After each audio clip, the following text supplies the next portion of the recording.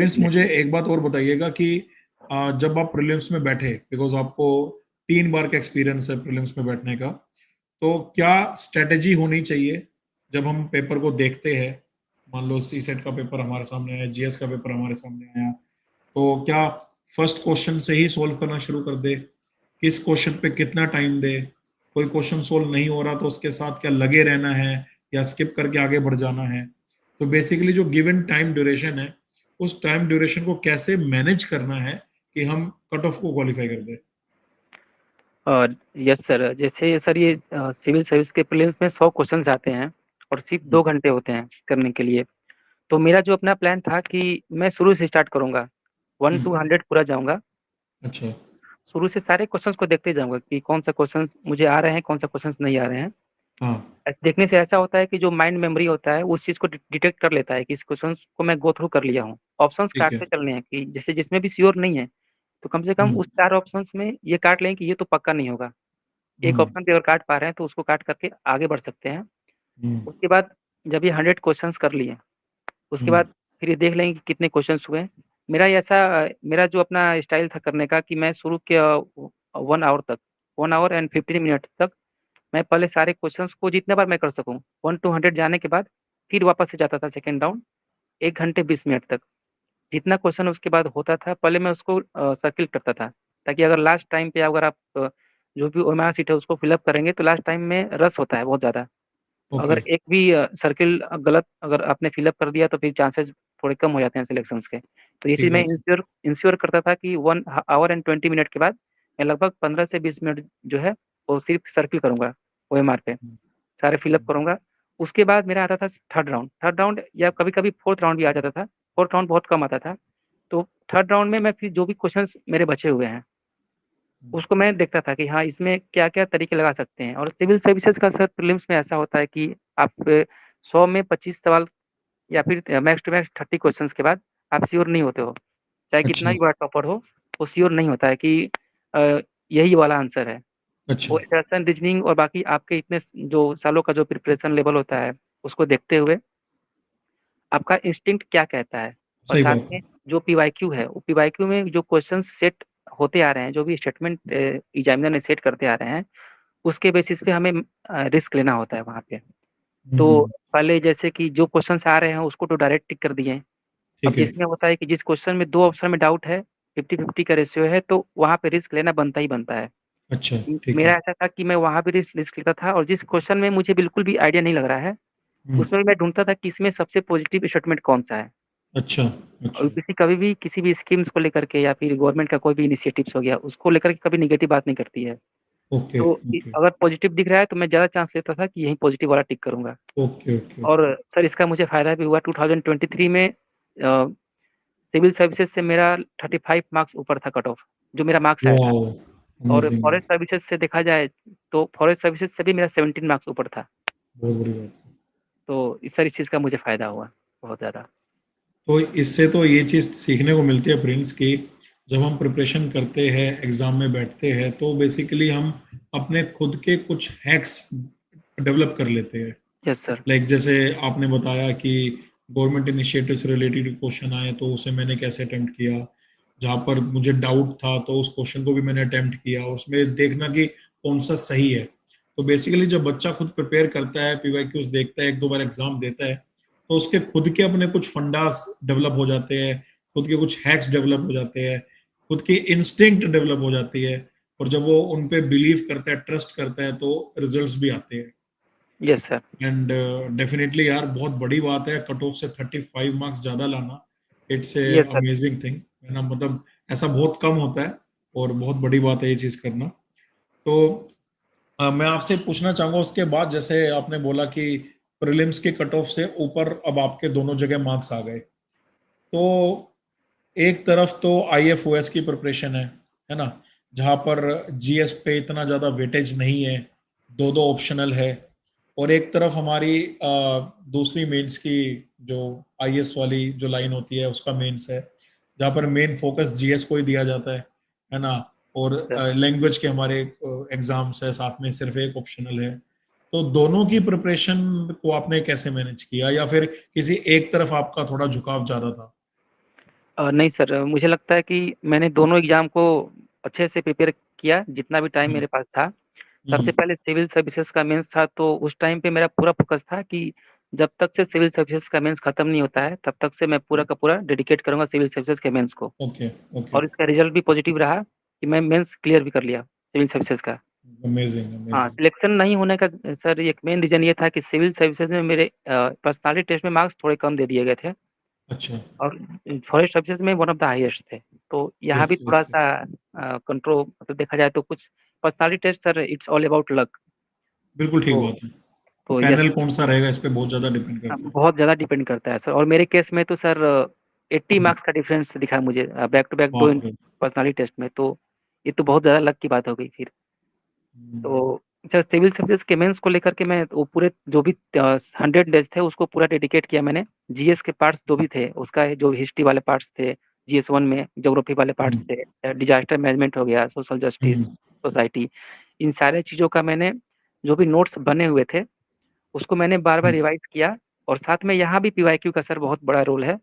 हुँ, लोग जैसे ही prelims clear होता है, लोग टेस्ट सीरीज़ के पीछे भागने लगते हैं कि ठीक बात है, ठीक हाँ, बात है। कई सारे कोचिंग का टेस्ट सीरीज़ जॉइन कर लेते हैं।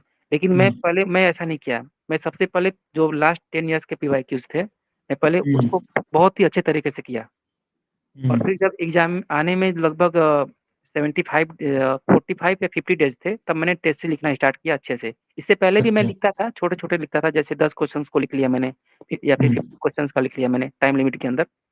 हुँ, तो जब ये सारे पीवाईक्यूज़ को मैंने कर लिया, उसके बाद फिर मैंने कोचिंग का टेस्ट सीरीज़ लगाना स्टार्ट किया और ठीक फिर है, उसके बाद फिर मैं अकॉर्डिंगली जैसा भी हो परफ़ॉर्म करके आया वहाँ पे। ठीक है, ठीक है, ठीक है। तो यहाँ पर मैं आपसे पूछना चाहूँगा कि जैसे हम सिविल सर्विस के मेंस की बात करते हैं, तो मेंस में एक पेपर तो होता नहीं है ना? हमारा यस, एक कंपल्सरी इंडियन लैंग्वेज का एग्ज़ाम हो गया, है ना? यस, उसके बाद इंग्लिश का एग्ज़ाम हो गया, फिर एसे राइटिंग हो गया। जीएस पे मैं बाद में आऊँगा, पहले इन तीनों की बात की जाए अगर, कंपल्सरी इंडियन लैंग्वेज का, फिर इंग्लिश का, फिर एसे का लगभग 300 मार्क्स और फिर एसे का 250 मार्क्स। तो ये जो मेरे एग्ज़ाम्स होते हैं, तो इनमें मतलब किस लेवल की इंग्लिश या किस लेवल की इंडियन लैंग्वेज का हमारा सिलेबस पूछा जाता है या ऐसे राइटिंग में किस लेवल की प्रिपरेशन हमें करनी होती है।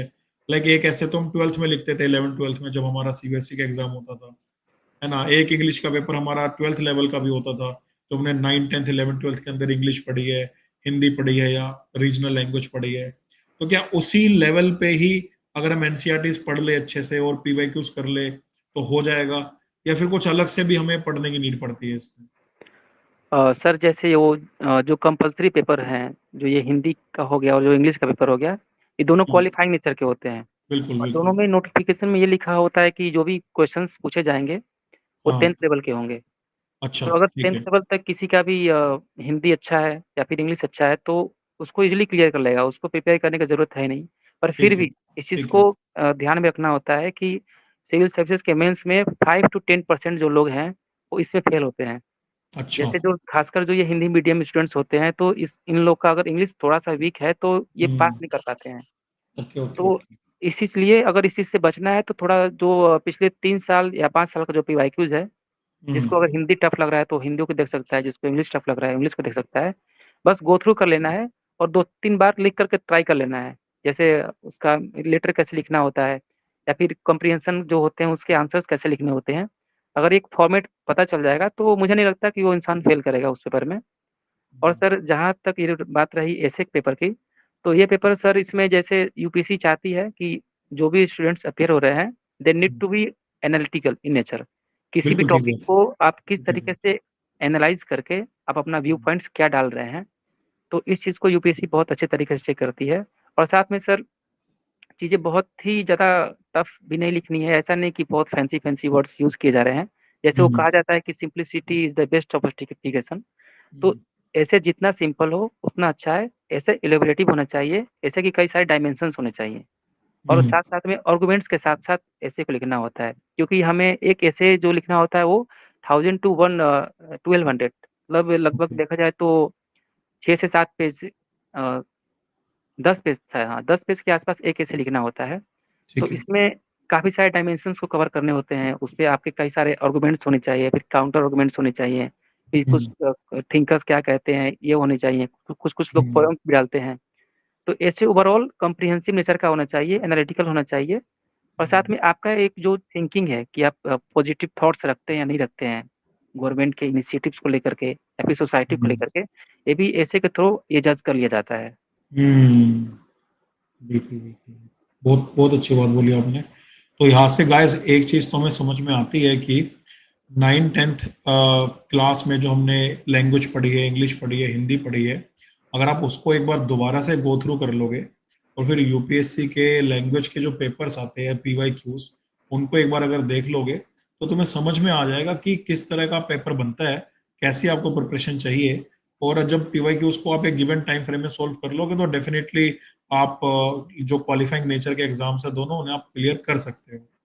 और जहां तक बात रही ऐसे की, तो जब आप मेंस की प्रिपरेशन कर रहे हो, जीएस इतना सारा पढ़ रहे हो, हर एक चीज में आप अपनी जो स्टडीज है वो कर रहे हो, चाहे वो पॉलिटी हो, गवर्नेंस हो, कॉन्स्टिट्यूशन हो, टेक्नोलॉजी हो, इकोनॉमिक डेवलपमेंट हो, एथिक्स हो, सोशल जस्टिस हो, एनवायरमेंट हो, जब इतने सारे टॉपिक्स को आपने पढ़ लिया तो ऐसे लिखना बहुत मुश्किल काम नहीं रह जाता है।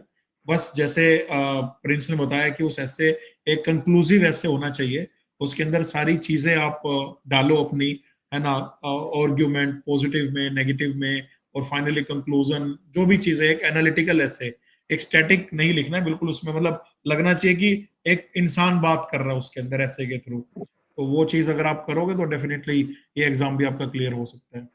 तो प्रिंस उसके बाद अगर हम जीएस सेक्शन पे आगे बढ़े, तो मेंस की जीएस मतलब एक तरह से पूरा ब्रह्मांड की चीजें इसमें डाल दी गई है।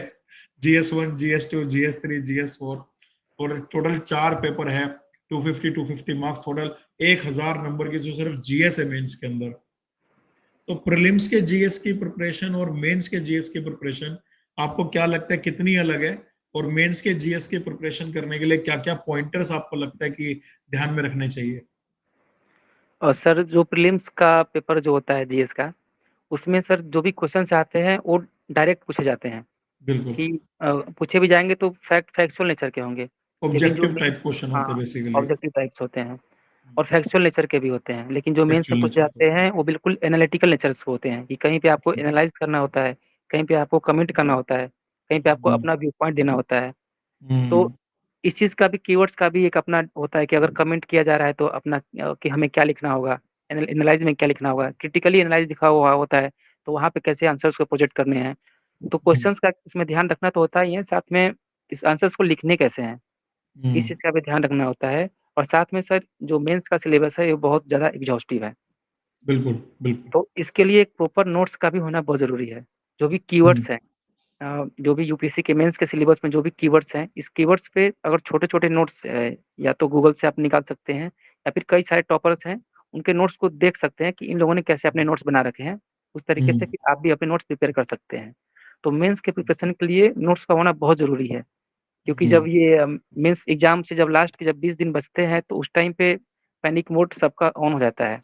अगर हम्म, उस टाइम पे अपने पास नोट्स ना हो, माइक्रो नोट्स ना हो, तो बहुत ज़्यादा हम्म, चांसेस होते हैं कि आपका एग्ज़ाम क्लियर नहीं होंगे और आप वहाँ पे कुछ भी लिख करके आएँगे। तो हम्म, इसीलिए एक कॉम्प्रिहेंसिव नोट्स की बनाने की ज़रूरत है, चाहे वो जीएस 1 का हो, 2 का हो, 3 का हो या फिर एथिक्स एंड एप्टीट्यूड का पेपर हो।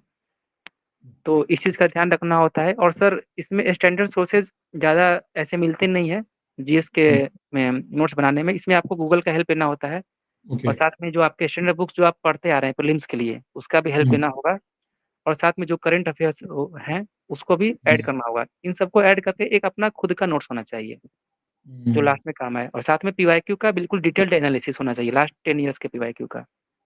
और इसके साथ साथ प्रिंस जो टॉपर्स रहे हैं, उनकी भी जो आंसर शीट्स हो तो उसको भी देखना चाहिए कि टॉपर्स ने कैसे आंसर्स लिखे हैं, है ना, तो वो भी काफी हेल्प यस करती है। सर, डेफिनिटली टॉपर्स के सर आंसर शीट बहुत ही ज़्यादा ज़रूरी होते हैं, क्योंकि हम्म, अगर हम बार-बार गलती करके अगर सीख रहे हैं तो उससे ज़्यादा बेहतर है कि दूसरे की गलतियों से सीख लें। तो बिल्कुल टॉपर्स अगर पहले से ही गलती करके अगर वो बेहतर आंसर्स लिख रहे हैं, तो अगर उनके आंसर्स को पढ़ेंगे तो हमें पहले से ही सिंक्रोनाइज़ होने लगेगा दिमाग में कि अपने आंसर्स को इस तरीके से प्रोजेक्ट करने हैं। तो हम्म, डेफिनिटली सर टॉपर्स के आंसर शीट, मैंने तो बहुत सारे आंसर शीट्स पढ़े टॉपर्स के और उसके हम्म, अकॉर्डिंगली अपना जो भी स्ट्रेटजी था वो डेवलप किया था। डेवलप किया, बहुत ज्यादा हेल्प करती है, बिकॉज एक पर्सन जो ऑलरेडी सक्सेसफुल हो चुका है, अगर हम भी उसी की ही पद चिन्हों पर चलेंगे तो हम भी सक्सेसफुल हो जाएंगे, है ना। बोला यस जाता सर, है कि definitely. Why to reinvent your own wheel when the way already exist. Yes दोबारा सर, से कोई नए पाथ को री इन्वेंट क्यों करना है जब पाथ ऑलरेडी एग्जिस्ट करता है?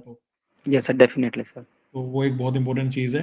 तो प्रिंस, जैसे GS1 का पेपर होता है, GS1 के पेपर में हमारा इंडियन हेरिटेज एंड कल्चर रहता है, फिर history and geography of the world रहती है, एंड हमारी फिर सोसाइटी, ये हमारा सिलेबस है जनरल स्टडीज 1 का। तो इसके लिए एनसीईआरटी सफिशिएंट है क्या, या एनसीईआरटी के अलावा भी कुछ सोर्सेस पढ़ने होते हैं? सर एनसीईआरटी से कुछ हद तक सही रहता है प्रीलिम्स के लिए, पर जहाँ तक मेंस की बात आती है तो वहाँ पे थोड़ा-सा सोर्सेज़ जो है एडिशनल सोर्सेज़ की ज़रूरत पड़ती है। जैसे हम्म। मेरे केस में मैंने कुछ कोचिंग्स के नोट्स को मैंने रेफ़र किया था। अब वो डिपेंड हम्म। करता है आपको किस कोचिंग के नोट्स पसंद आ रहे हैं। मार्केट में कई सारे कोचिंग्स के नोट्स अवेलेबल होते हैं, आप उसको गो थ्रू कर सकते हैं और देख सकते हैं कि पीवाईक्यू के बेसिस पे हम्म। किन-किन लोगों ने अच्छे तरीके से नोट्स बनाया है। तो हम्म। उसको हाइलाइट करके जैसे हर एक चीज़ों का, जैसे जो हिस्ट्री में भी जीएस-1 में जो history and art and culture का जो पार्ट है, बिल्कुल। इसको एक जगह पे रखना है। जो ज्योग्राफी वाले पार्ट हैं, उसका भी एक हम्म। नोट्स प्रॉपर तैयार होनी चाहिए। यहाँ पे हम्म। एनसीईआरटी का सर ज़्यादा रोल नहीं आएगा, क्योंकि एनसीईआरटीज़ में चीज़ें लिखी होती हैं, पर एनालिटिकल नेचर में नहीं लिखी हैं। नहीं लिखी होती, ट्वेल्थ सही लिंक है। बात है। यस सर, तो यहाँ पे ज़रूरत पड़ेगा एडिशनल सोर्सेज़ की। हम्म। और जैसे कि मैं देख रहा हूँ आजकल GS2 के अंदर, जैसे हमारा governance, constitution, polity, social justice and international relation का पार्ट रहता है। तो इंटरनेशनल रिलेशन की वेटेज ओवर द इयर्स बढ़ती जा रही है। मतलब जैसे पहले इंटरनेशनल रिलेशन में इतनी चीजें नहीं पूछी जाती थी, बट इस बार भी प्रीलिम्स में भी और पिछले बार भी इंटरनेशनल रिलेशंस में काफी चीजें बढ़ती जा रही है। तो उसके लिए करंट अफेयर्स का ध्यान में रखना बहुत जरूरी है ना, यस कि सर, क्या यस। डेली बेसिस पे चल रहा है, किस वॉर का क्या इम्पैक्ट रहेगा, ये सब चीजें मतलब खुद से सोचना है कि वर्ल्ड में जो भी एक्टिविटी हो रही है उसका इंडिया पे क्या इम्पैक्ट होगा, लोकल लोगों पे क्या इम्पैक्ट होगा, गवर्नमेंट पे क्या इम्पैक्ट होगा, हमारी पॉलिसीज पे क्या इम्पैक्ट होगा। तो इसी चीज को एनालिटिकल बेसिकली हम बोल सकते हैं, कि सोचना चीजों के बारे में, है ना। लाइक कॉन्स्टिट्यूशनल अमेंडमेंट्स जो हुई थी, तो किस अमेंडमेंट्स में क्या इम्पैक्ट हुआ, उसका क्या सोशल इम्पैक्ट हुआ है, चीजों को देखना। तो यही एक एनालिटिकल सोच रहेगी। क्या कहते हो Prince? Yes sir, definitely sir. और सर इस चीज़ों का भी ध्यान देना होता है कि जैसे किस पेपर में कितने मार्क्स के क्वेश्चंस किस सेक्शन से पूछे जा रहे हैं। बिल्कुल बिल्कुल जैसे बिल्कुल। जीएस-2 में अगर देखा जाए आईआर वाले पार्ट की, तो इसमें 50 टू 60 मार्क्स के सवाल, 4 क्वेश्चंस फिक्स होते हैं इंटरनेशनल रिलेशन के। वाओ। तो इसीलिए हर एक के टॉपिक में जो भी हम पढ़ हम्म। रहे हैं, उसमें हम्म। ध्यान रखना होता है कि जो 50 मार्क्स के क्वेश्चंस पे ऐसा ना हो कि सिर्फ इस पे 80% फोकस कर लिया और बाकी जो हम्म। पार्ट है, जो पॉलिटी एंड गवर्नेंस का पार्ट है, उस पे फोकस ही नहीं किया। सही तो बात है, बिल्कुल सही बैलेंस्ड बात वे में जो जिसका वेटेज जितना है उसको उतना ही वेटेज देना है है। तैयारी के वक़्त भी, और अकॉर्डिंगली फिर चलना है सर बिल्कुल आगे। बिल्कुल। एक बहुत इंपॉर्टेंट पॉइंट ऑप्शनल की अगर बात करें, लाइक सिविल्स में हमारे दो ऑप्शनल रहते हैं, अगर हम IFOS की बात करें तो। और बाकी जो हमारा सिविल सर्विसेज की सर्विसेज है उसमें वो एक ऑप्शनल रहता है। तो आपका जो ऑप्शनल था वो IFOS में क्या था, और यहाँ पे क्या था? सर सिविल सर्विसेज में मेरा ऑप्शनल सोशियोलॉजी था, अच्छा। और फॉरेस्ट सर्विसेज में मेरा था chemical engineering and forestry. Okay, तो बेसिकली आपने 3 ऑप्शनल की प्रिपरेशन करी है। यस सर, 3 ऑप्शनल की रिप्रेजेंट की है। बहुत बहुत बड़ी बात है। तो ये ऑप्शनल की प्रिपरेशन मतलब कैसे करते हैं? लाइक अगर मैं एक ऑप्शनल की बात करूँ, सपोज करो फॉरेस्ट्री, केमिकल इंजीनियरिंग, तो एक बैचलर को जितना आना चाहिए, जितनी नॉलेज होनी चाहिए, है ना, लाइक उतना ही सफिशिएंट होता है ऑप्शनल को क्लियर करना, या फिर मास्टर्स के लेवल तक जाना होता है? सर जैसे केमिकल इंजीनियरिंग ऑप्शनल्स की बात करें, तो हम्म। इसमें बेसिक लेवल का अंडरस्टैंडिंग तो ज़रूरी होता ही है। हम्म। लेकिन जहाँ तक मैंने पूरे पेपर को एनालाइज़ किया फॉरेस्ट सर्विसेज का, तो हम्म। कि मैंने ये पाया उसमें कि जो भी पेपर आ रहे हैं वो गेट लेवल से थोड़े टफ आ रहे हैं। बिल्कुल। ये लास्ट के पहले थोड़े पेपर ईज़ी आते थे, लेकिन ये लास्ट 2 और 3 इयर्स का देखा जाए पैटर्न को, तो पेपर जो है गेट से थोड़े से टफ आ रहे थे। और तो थोड़ा पैटर्न भी अलग अलग, गेट पैटर्न मल्टीपल अलग है, यस। चॉइस है, और हाँ, वो और ये सब्जेक्टिव हो पूरा गया लिखने वाला सब्जेक्टिव है। है, हाँ। पेपर हम्म। जैसे हीट एक्सचेंजर का भी सवाल आ रहा है, तो उसमें जो जो सवाल जो टॉपिक हमें गेट में नहीं पढ़ाया जाता है, हाँ वो हाँ हाँ क्वेश्चन हाँ। उसमें पूछे जा रहे थे सिविल सर्विस सही इसमें बात। फॉरेस्ट सर्विसेज में। और सर टेक्निकल पेपर जो फॉरेस्ट का आता है, ये टफ आता है, बहुत टफ आता है। अच्छा। तो इसलिए जो केमिकल इंजीनियरिंग पढ़ा हुआ है, अगर वो केमिकल इंजीनियरिंग ले रहा है, तो फिर उसे पढ़ना पड़ेगा। क्लियर कर लेगा सर, कोई इसमें प्रॉब्लम नहीं होता है। मेंस के पेपर में बहुत कम लोग पहुँच पाते हैं, फॉरेस्ट के मेंस में। जैसे मैं अपना बताऊँ तो टोटल 10 लोग थे केमिकल इंजीनियरिंग से, जो क्वालीफाई किए थे फॉरेस्ट सर्विसेज में, और वहाँ पे बस 7 लोग आए थे केमिकल इंजीनियरिंग का पेपर लिखने के लिए। 3 लोग तो सिर्फ डर से नहीं आए कि उनका तैयारी नहीं है या जो भी नहीं है। तो रही बात इसकी प्रिपरेशन लेवल की, तो जो गेट का तैयारी किया है या फिर जो बेसिक्स बुक्स को पढ़ रखा है, उसके बाद अगर वो डिफाइन ट्यून करता है लास्ट के 5 ईयर्स या फिर 10 ईयर्स के पीवाईक्यू को, तो फिर हो जाते हैं सर, मैनेज हो जाएगा। उसके बाद अगर वो प्रैक्टिस कर लिया कि नहीं सब्जेक्टिव पेपर में किस तरीके से रिप्रेजेंट करना है, क्योंकि हम्म, सिर्फ क्वेश्चंस के आंसर्स लिखने से मतलब नहीं होता है जो पेपर चेक करता है, बल्कि वो हम्म, किस तरीके से रिप्रेजेंट किया गया है इस पे भी डिपेंड करता है। तो ये सारी चीज़ें मैटर करती है। और सर इसका मुझे काफ़ी फ़ायदा भी हुआ। जैसे अभी जहाँ तक जितने टॉपर्स का मैंने कॉपी देखा केमिकल इंजीनियरिंग का, जो भी मार्कशीट देखा, तो मेरा मार्कशीट अब तक का हाईएस्ट मार्क्स है, क्योंकि मैंने बिल्कुल। जो भी पीछे के जो भी टॉपर्स थे उनसे बात किया, और उनका जो स्ट्रेटजी है उसको अपने अंदर इनकलकेट किया, और साथ में एक अपना स्ट्रेटजी डेवलप किया कि मैं इसको और बेहतर कैसे बना सकता हूँ, और इसका सर मुझे काफ़ी फ़ायदा भी हुआ। तो गाइस ये मैं आप लोगों को बता दूं एक बार दोबारा कि यूपीएससी मेंस की हिस्ट्री में केमिकल इंजीनियरिंग ऑप्शनल के अंदर हिस्ट्री में अब तक जो हाईएस्ट मार्क्स स्कोर हुए हैं वो प्रिंस कुमार सिंह के हैं। He has got the highest marks in the chemical engineering optional in the history of the UPSC. तो it's an amazing feat and congratulation Prince for that. एक record thank you set sir. हो गया है yes and sir. बहुत बहुत बड़ी बात है।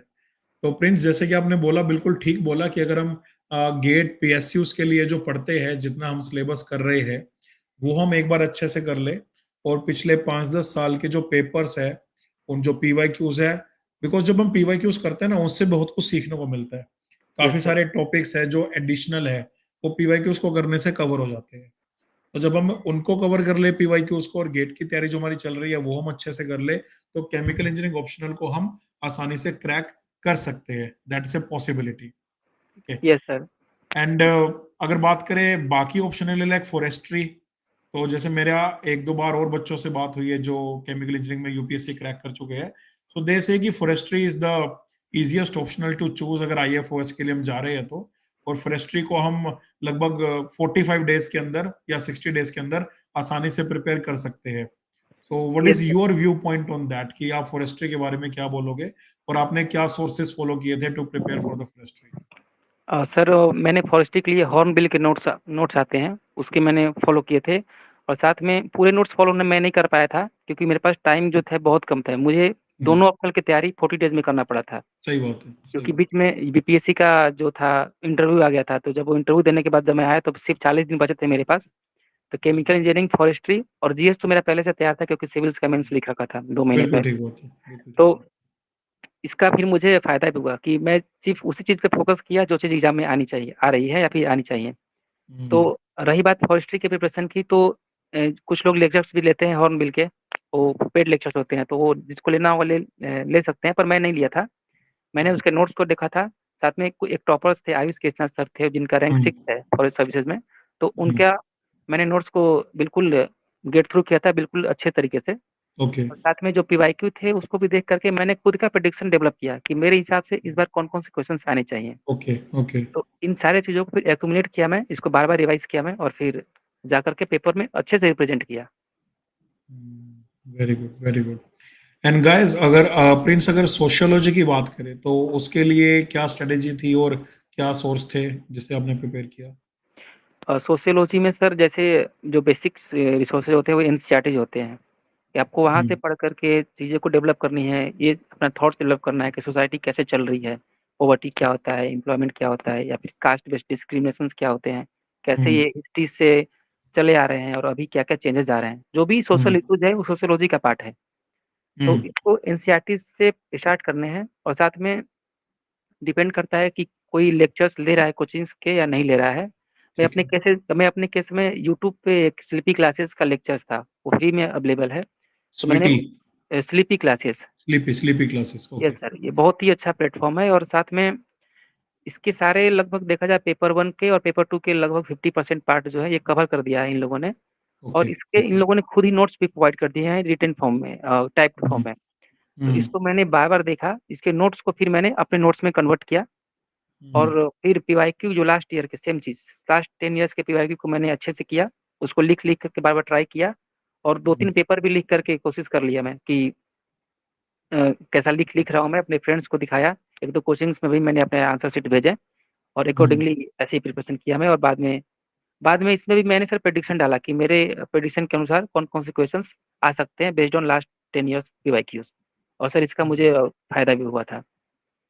बाद इस सेशन से बहुत कुछ सीखने को मिला होगा। प्रिंस की जो जर्नी है और रियली में एक मोटिवेटिंग, एक इंस्पिरेशनल जर्नी है।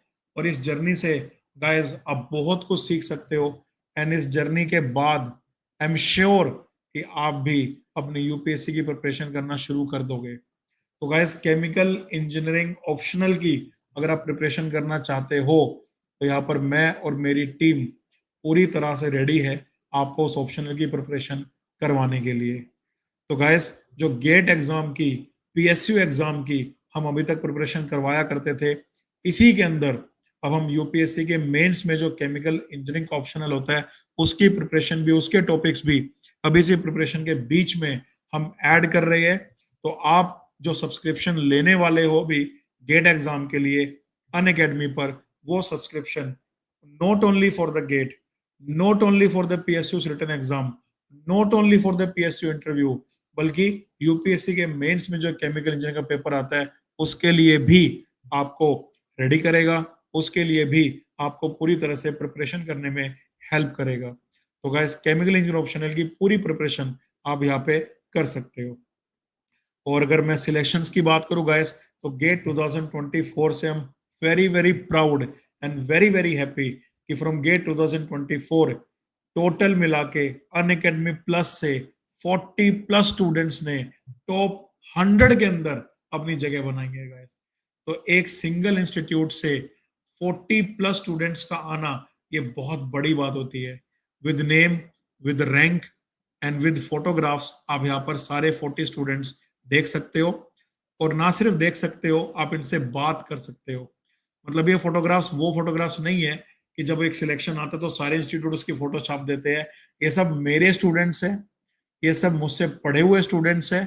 और एक एक बच्चा जानता है कि अनअकैडमी का, अंकुर बंसल सर का, उनकी जर्नी में, उनके सिलेक्शन में क्या रोल रहा है।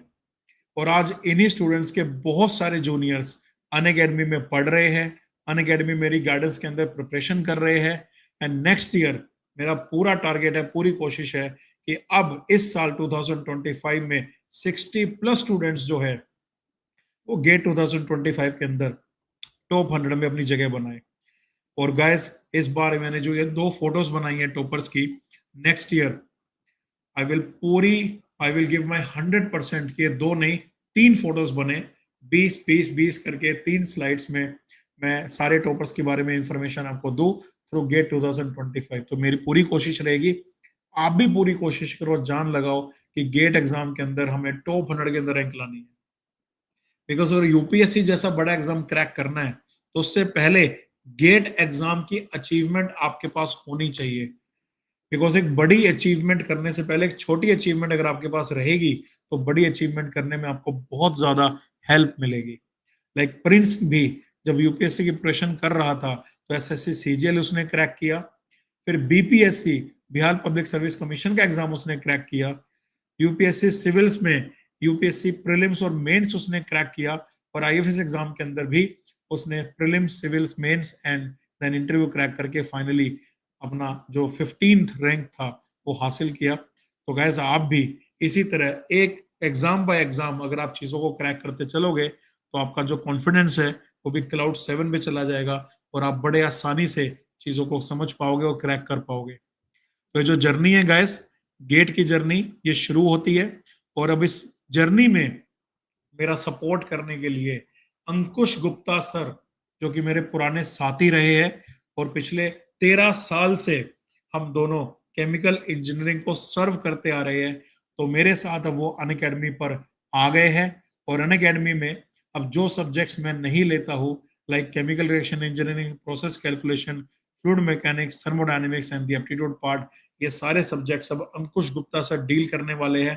तो आपको अब किसी भी सब्जेक्ट के लिए कहीं और देखने की नीड नहीं है, बिकॉज ये सारे सब्जेक्ट्स की जो प्रिपरेशन है हम आपको करवाने वाले हैं। इन सारे सब्जेक्ट्स के लिए जो बेस्ट कंटेंट है वो हम आपको देने वाले हैं, ताकि आपके गेट की, पीएसयू की और यूपीएससी की जो प्रिपरेशन है, वो प्रिपरेशन आपको बहुत आपके लिए आसान बन जाए और इस प्रिपरेशन के बाद आपको सिलेक्शन लाने में बहुत ज़्यादा हेल्प मिले। तो ए अंकुर एंड अंकुश की जो जोड़ी है ना, ये जोड़ी आपको अपना ड्रीम पूरा करने में पूरी मदद करने वाली है गाइस। एंड गाइस, जैसे कि आप सब जानते हो कि 12th ऑफ जुलाई से हीट ट्रांसफर ऑपरेशन बिगिन होने वाला है। तो आप किसी भी एग्जाम की प्रिपरेशन कर रहे हो, हीट ट्रांसफर ऑपरेशन एक बहुत ही मेजर रोल प्ले करता है। तो हीट ट्रांसफर ऑपरेशन आप उससे अगर लाइव पढ़ना चाहते हो, मेरे से लाइव फंडामेंटल समझना चाहते हो, सीखना चाहते हो, तो गाइस हीट ट्रांसफर ऑपरेशन को आप स्टार्ट कर सकते हो from 12th of July at 9 PM. Classes will be daily from Monday to Friday.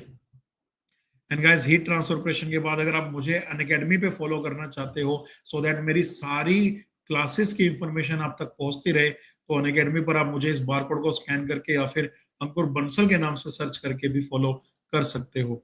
और अनअकैडमी पर जब भी आप कोई सब्सक्रिप्शन लेते हो, चाहे वो गेट का हो या नॉन गेट का हो, आपको जो कोड अप्लाई करना है, वो कोड है अंकुर 073। By applying the code Ankur 073, guys, you will get the maximum discount and साथ ही साथ आपको मेरी पर्सनल गाइडेंस भी मिलेगी उसके अंदर। तो personal guidance and monitoring and counselling will be provided by me. और गाइस, अनअकैडमी की अगर मैं बात करूं तो केमिकल इंजीनियरिंग डिपार्टमेंट में am working as an HOD in the chemical engineering department in the Unacademy plus. और साथ ही साथ अगर मैं सब्जेक्ट्स की बात करूं तो 6 सब्जेक्ट्स के साथ मैं डील करता हूं केमिकल इंजीनियरिंग के अंदर, जिसकी लिस्ट आप स्क्रीन पे देख सकते हो। बच्चे मुझे प्यार से गुरु ऑफ यूनिट ऑपरेशंस बोलते हैं, और ये सब आपके प्यार की वजह से पॉसिबल हो पाया है। That I am the most watched educator in the Unacademy Plus in mechanical and chemical across both the branches. तो गाइस, केमिकल में मोस्ट वॉच्ड होना एक बड़ी बात है, बट मैकेनिकल केमिकल दोनों में सारे एजुकेटर्स में मोस्ट वॉच्ड होना एक बहुत बड़ी बात है गाइस। और ये सब सिर्फ और सिर्फ आपके प्यार की वजह से पॉसिबल हो पाया है। So thank you so much for giving me this opportunity to serve you and making me the most watched educator in the Unacademy Plus across mechanical and chemical both. तो गाइस, ये जो journey है इसी तरह आगे चलती रहेगी, और जब भी आप कोई सब्सक्रिप्शन परचेज करते हो तो प्लस का सब्सक्रिप्शन परचेज कर सकते हो, और एक आइकॉनिक सब्सक्रिप्शन भी हमारे पास रहता है जहां पर मेंटर की फैसिलिटी आपको प्रोवाइड की जाती है, जो कि वन ऑन वन आपके डाउट भी सॉल्व करेगा और साथ ही साथ आपको आगे गाइड भी करेगा। बट कुछ भी आप लो, प्लस लो, आइकॉनिक लो, मेरी तरफ से पूरा सपोर्ट आपके साथ हमेशा रहेगा। मेरी गाइडेंस प्लस वालों को भी रहेगी और आइकॉनिक वालों को भी रहेगी।